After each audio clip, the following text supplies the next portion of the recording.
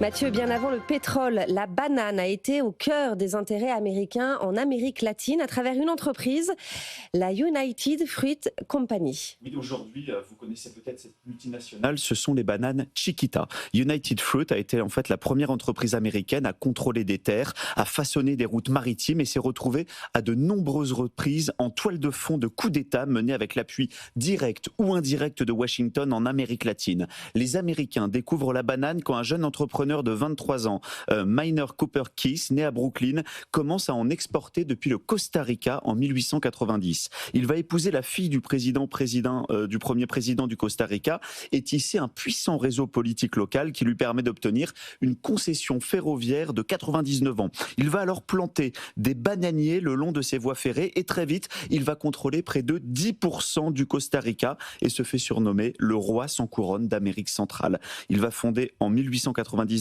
la United Fruit Company.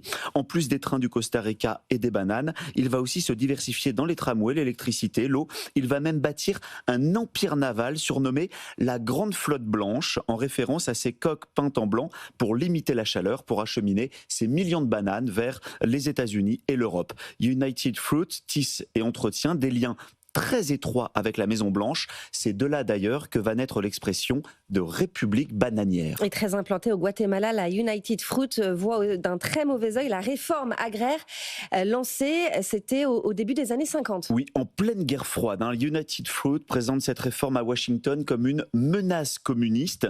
En 1954, la CIA orchestre alors l'opération PB Success qui amène le président guatémaltèque à démissionner. Avec le Guatemala, Washington envoie alors un message très clair à toute l'Amérique latine. Réformer, oui, mais toucher aux intérêts américains, non. Cet épisode illustre parfaitement la porosité entre la United Fruit Company et l'État américain.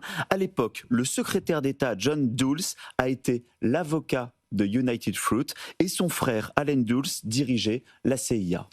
Alors on le voit, les bananes ont précédé le pétrole dans les intérêts américains en Amérique latine. Il y a eu quand même un tournant pétrolier dans les années 1920. Oui, la véritable montée en puissance des majors se fait dans les années 20 avec la découverte de gigantesques gisements autour du lac de Maracaibo où s'installent et investissent les grandes majors américaines comme la Standard Oil de Rockefeller.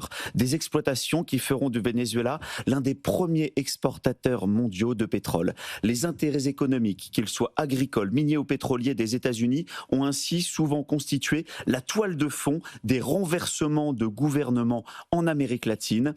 Au XXe siècle, rendez-vous compte, plus de la moitié des pays d'Amérique du Sud ont connu au moins un changement de régime avec une intervention directe ou indirecte de Washington. Merci Mathieu Jolivet pour votre chronique internationale.